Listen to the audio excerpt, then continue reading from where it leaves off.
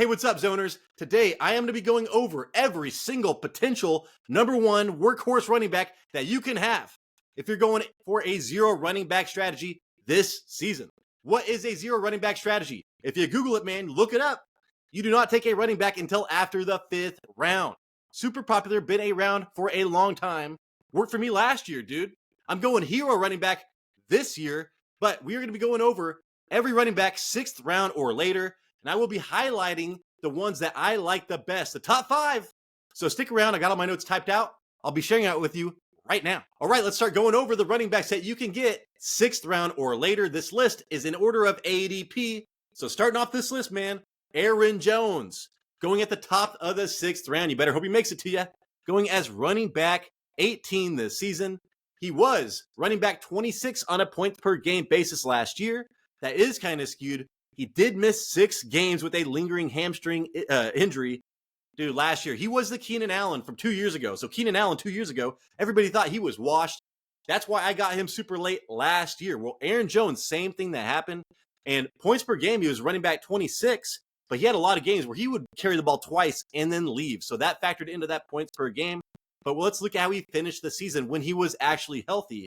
He finished the season with 5 straight 100-yard rushing games. So we're chasing yards here, people. If you get a running back with a lot of yards, that is a great indicator that he's not getting old, dude, including playoffs versus Dallas and San Francisco. So he got 108 yards versus San Francisco. That was the last game he played for the Packers against that defense, man. So that was great. That is a great indicator that he still got juice, man. Running back 10 during that stretch and 8th in explosive run rate. Explosive run rate are runs over 10 yards. So he was getting long runs at the 8th highest rate and 10th in yards after contact. That's not old, dude. Old people get hit and fall down. Just look at me on a daily basis. Okay. So Dalvin Cook, so he got traded to the Vikings. In that Kevin O'Connell system, he's not had a lot of successful running backs. He's only been there since 2022. And in 2022, Dalvin Cook was running back 11. And that was the worst year for Dalvin Cook of all time, dude. Just look at the stats. It was terrible. So worst case scenario, if this guy gets what Dalvin Cook got, he will be a top 10 running back. Well, top 12, a running back 1 for you. And he's going as running back 18 in the 6th round. All right. And then what is his competition? Ty Chandler was 47th in forced missed tackles per attempt last year. Aaron Jones was 32nd, and that was with a bad hamstring. So he was avoiding tackles at a better rate with the bad hamstring. And that is the stickiest efficiency stat for running backs. All right. So that is great for Aaron Jones. And I just believe in Kevin O'Connell, dude. I believe in the system. And we're talking about Sam Darnold going in. They're not going to score as many points. Dude, what's his name? Last year.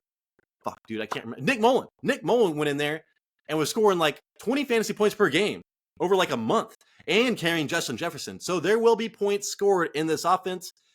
Traded inside the division. So, I mean, that's what Saquon Barkley did. We're talking motivation, dog. And then 12th easiest strength of schedule. That's not huge for running backs, but still something to point out. All right, next up, going by ADP, Rhamondre Stevenson. He's going as running back 19, right behind Aaron Jones, and in the middle of the 6th round. It is more likely that he will fall to you than Aaron Jones. And I was all about this guy like 4 months ago. Then all of a sudden, I kind of just was looking into the reports, offensive line, all this Drake May shit, and I was like, dude, I'm out. I came crawling back, dude. I started looking at Pat's training camp reports. It's all Rhamondre Stevenson all the time, all right? So let's look how he finished last year. Running back 32 last year. He did miss 5 games due to that ankle injury. Patriots tied for dead last in NFL scoring. 14 points a game, dude, is what they were doing. That was one of the worst offenses of all time, all right? So Rhamondre Stevenson was just royally fucked last year. He was running back 10 and 22 with Matt Jones doing pretty good. All right. So when that was a functioning offense, he was a top 10 running back and he's going in the 6th round right now. So if you have a number 1 running back, he is not lasting past halfway through the 2nd round. And now you're getting this guy in the 6th round. He ranked 13th in forced missed tackles per attempt. Remember that sticky stat? And 3rd in yards after contact, weeks 9 through 13 for a month. Okay. Before he sprained his high ankle sprain, gone for the season. He was running back 16 over that stretch. So we are looking at a running back in the 6th round that can literally be, I mean, in a terrible year, a top 15 running back for you. And if this offense turns it up, dude, like I think they might after now. I like Jacoby Brissett a lot. I know people don't like him, but he will do better than 14 points a game for their team. I expect them to be more in the middle of pack as far as points per game scored. And then I started reading the reports, man. He came back 100% healthy and weighs less than any other year. He's on a strict diet. Alex Van Pelt came from the Browns, all right? He's the new offensive coordinator. He's known for run-heavy offenses, super run-heavy. And then let's see. Also, the running gap scheme that he runs that zone gap, or the zone. Yeah, zone gap scheme, all right? Zone blocking, like Gary Kubiak and shit like that. Rhamondre Stevenson did that in Oklahoma where he thrived, and he's been doing the power gap scheme or whatever since he got to New England. So now he gets a run-heavy offense with a quarterback that's not going to be throwing the ball a ton. And who's behind him? It's fucking Antonio Gibson, dude. So I'm not worried about that either, all right? Ezekiel Elliott, I would have worried about that, but he is gone. So we're looking at Rhamondre Stevenson, job to himself in a run-heavy offense that people are giving up for dead anyways. Do not forget about Rhamondre Stevenson. Get him if you are going zero running back strategy this year. All right, next up, according to ADP, for your number one option is DeAndre Swift. His ADP is running back 20 right now. He's going in the 7th round. I am not highlighting him because I like Khalil Herbert and Roschon Johnson. Khalil Herbert, to me, is like, dude, a league winner if things work out correctly, okay? So that's why I'm not about DeAndre Swift. I like the competition that he's going against. But hey, next up, the one I do want to highlight, Zamir White. If you've been watching this show, you know we love Zamir White. ADP, he's going as running back 22 in the 7th round. So you could get, man, if you got Rhamondre Stevenson, then Zamir White in the 7th, you've got your running backs pretty much figured out. And with, and as far as touches go, they're going to get as many touches as if you would have spent some high round draft picks, man. So that's what we're going for here. Running back 9 from when he got the start in week 15 on. So Josh Jacobs got injured. And as soon as Antonio Pierce took over that offense, it was run heavy, one of I think top 5 run heavy offenses in the league. He averaged 23 touches and 114 yards per game in those 4 weeks and ranked 13th in explosive rate. Again, runs over 10 yards. And 6th in yards after contact. And I talked about this. If I'm a defensive head coach, man, the thing that drives me the most is when my players are not tackling. And then if my players avoiding tackles or making people miss tackles, yards after contact, has to be a huge deal for Antonio Pierce. So all I've heard is that he has a love affair with Zamir White. Like it is some kind of weird shit. But that's what we're going for here, man. 6 foot, 215 pounds from Georgia. The talent is there. Drafted in the 4th round like 2 years ago. So the talent is there. He's at the top of the draft chart over Alexander Madison, dude. I'm a Vikings fan. Don't worry about Alexander Madison, all right? You're okay. You're okay, Zamir. Don't worry about that. And Abdir Abdullah, I've been hearing about that guy for like fucking 10 years, all right? Not worried about that guy either. The Raiders went from 70 rushing yards per game before Pierce to 109 rushing yards per game after Pierce. That's like 40 yards, dude. That's insane. That's crazy. Like a 50% increase, 60% increase in rushing yards. 18th in run block win rate, so that's not great, but that's not terrible. Going as running back 22 with top 10 potential. Like I said, dude, running back 9 from week 15 on. 15th strength of schedule, nothing to run from. Zamir White, dude, could be a top 10 running back for you. All right, next up, man, my favorite mid-round running back right now, dude, and it just keeps on getting bolstered by Rich Gannon, the head coach for the Arizona Cardinals, man. So we're looking at James Conner. He's going as running back 23 overall right now in the 7th round. He finished as running back 18. All right, he missed 4 games due to injury in the middle of the season. So even when he missed 4 games and without Kyler Murray there and without a true number 1 wide receiver there, he was a running back 2 for you. He would have been a running back 1 if he not missed those games. All right, and this is where his potential is, okay? Listen to this. He was running back number 1. Running back number 1 over Christian McCaffrey, Breece Hall, all that shit. 24 fantasy points per game from week 13 on. Kyler Murray returned week 10, so 3 weeks with Kyler Murray, not really turning it up. And then all of a sudden, dude, they hit their stride. Trey McBride broke out, and James Conner broke out at the same time. He was the number 1 running back in fantasy football, dude. And he's going as in the 7th round. People are tripping out because of Trey Benson. There are articles on Reddit, dude, 5 minutes of Rich Gannon telling you not to draft Trey Benson. It's like Kenneth Walker. This is how I got Kenneth Walker late last year. All right? They drafted Kenneth Charbonnet or whatever, and it's like, oh, well, that's it. I guess he's dead now. All right, so James Conner's not dead. All right? He is not dead. Let's see. He was 21st, 8th in forced missed tackles per attempt and 5th in yards after contact. This guy still has young legs, man. 21st in rushing attempts. That's not great, right? 6th in rushing yards. Just imagine if this guy gets top 5 in rushing attempts, he'll lead the league in rushing yards. Arizona 10th in run rate. You didn't know that, did you?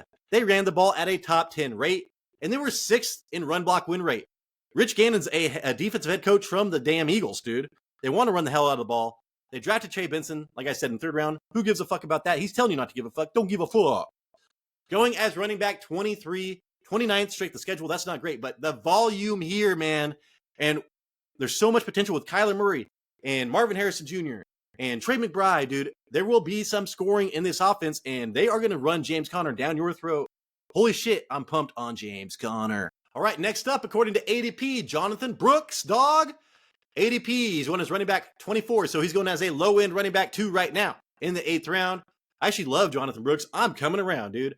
I did not like players that were injured that late last season, but times are a-changing, man. I'm an old man. I gotta get into this new healing process. These guys are taking steroids directly into their joints and coming back stronger than ever, man. So Jonathan Brooks, I would have highlighted here, but he is probably not going to be a running back 1 until the second half of the season. And if you're going 0 running back strategy, you cannot afford that. Brian Robinson Jr., dude, they're going to have the worst offensive line in the league, the Commanders. And who do they get for their offensive line coach? Like, you know what? We're going to have a bad offensive line. We better get somebody good in here. Let's go get Bobby Johnson, where the fuck his name is, dude, from the Giants. The Giants allowed 50% more sacks than anybody else. Terrible, terrible, terrible. And then Najee Harris, dude, I really wanted to highlight him. But there is a 50% chance that Jaylen Warren will be the number 1 running back and not Najee Harris. So that is very scary. So moving forward, Raheem Mostert, dude. I drafted him last year. I drafted Kenneth Walker, Raheem Mostert, Alvin Kamara. I was going late on running backs, and I was dominating. So Raheem Mostert, again, they drafted Jalen Wright. They're like, well, shit, we can't put him any higher now. Man, I don't know what the hell people are thinking when they put Raheem Mostert as running back 28 in the 9th round. He finished as running back 5 last year. I get it, dude. Those touchdowns are kind of an outlier, but that offense is going to be amazing again. There will be tons of touchdowns. And who do you think is going to take it from him? Achane or Jalen Wright? Raheem Mostert is the goal line back. He missed the final 2 games due to injury, 11th in forced missed tackles per attempt, and 6th in explosive rate. So he's not getting old. He's always been fast, and he still has those legs, dude. So Achane returned week 13 and was running back 15 for those 4 games with Mostert until Mostert got injured. Then Mostert was, running back 11 during this time? So Achane, Achane, when he came back after getting that injury, and they kind of figured out how they should play him, he was running back 15, all right? And he's going maybe in the 2nd round right now. During that same time, Mostert was running back 11. Mostert was actually the better running back when Achane came back. So, and even when Achane was weeks 3 through 5, when Achane was setting the world on fire, Mostert was still running back 3, all right? So Mostert is not going to be forgotten in any of this. The biggest thing here is Jalen Wright to me. But Jalen Wright, I think, affects more of Achane and not so much of Mostert. I love Achane. I was all about Achane. But I do not see myself drafting him this year. I'd rather just wait and get Mostert, dude. And then the Dolphins, people don't know this, but they were 8th in run block win rate last year. So they are actually really good at running the ball. They traded up to get Jalen Wright in the 4th.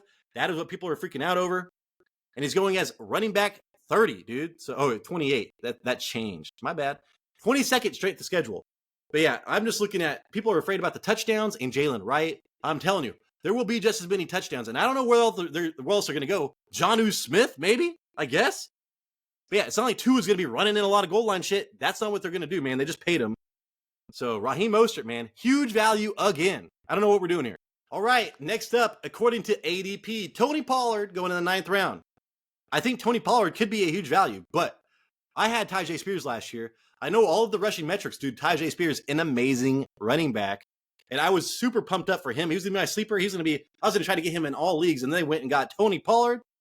So yeah, I'm not trying to guess which running back's going to get the points in a Will Levis-led Tennessee Titans team. No thanks, dude. Nick Chubb. I would actually highlight Nick Chubb. This guy is running, if you listen to the beat reporters, This motherfucker, Superman, dude. He can lift up a building in a single bound. I know you're supposed to be saying jump over a building in a super bound, but this is getting kind of comical. The way that they are talking about Nick Chubb being amazing. I would have highlighted him. Keep your eye on Nick Chubb. He could be a league winner this year. Javonte Williams, I had him last year, dude. Did not pass the eye test. Jaleel McLaughlin looked good, but I don't know what to do about Javonte Williams. I just don't think he's trustworthy enough to be your running back in a zero running back strategy. Zach Moss, I was all about as well, and then all this Chase Brown shit started coming out. So a wrench got thrown in that. He could not be your number one running back. And then, dude, if you listen to the show, Ezekiel Elliott, to me, is the biggest value in any draft, going as running back 35, except I think I have him drafted. I think I have him ranked in like in the middle of the running back twos, maybe running back 17-ish or something like that.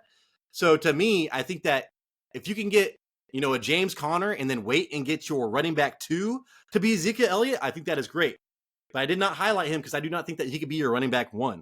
An amazing running back 2. The best running back 2 value-wise in the draft right now. But yeah, not so much for this strategy. Devin Singletary, man, he could be a number 1 running back, get the whole workload. But until I see fucking something happen there, I'm not drafting any Giants. I'm not drafting any Giants. And not even Malik Neighbors where he's going. I'm avoiding all Giants. And lastly, Gus Edwards. If it wasn't for Kamani Vidal, and then you still have J.K. Dobbins, but J.K. Dobbins hasn't played one decent season since 2020, all right? At least Gus Edwards will get you some touchdowns, all right? But yeah, if it wasn't for Kamani Vidal, Gus Edwards would have been highlighted. I am just all about Kamani Vidal. That's the rookie running back there. I think that he is going to be the running back to draft and own this season. And hey, that's it for this. That wraps it up. Those are all the running backs that could be a number 1, maybe a workhorse running back for you in a zero running back strategy, so 6th round or later. All right, everybody, that is the show. Now you know which running backs to target if you are going with the zero running back strategy. And I don't blame you if you do, man. I did it last year, and I killed it, even though I got Kenneth Walker, I think, in the 5th round, so it wasn't quite zero, but still. And hey, this year I am promoting hero running back strategy, so I like to get a running back in the first 2 rounds, hopefully, and then hit these running backs I was talking about today in the middle rounds. So hopefully I earned a thumbs up. Hopefully I earned a subscription, man. We need 1,000 subscriptions, and only you can help us do that, man. Please push us past the edge. This is Tyler, Big Turd Ward, and this is the Fantasy Red Zone, and we appreciate you.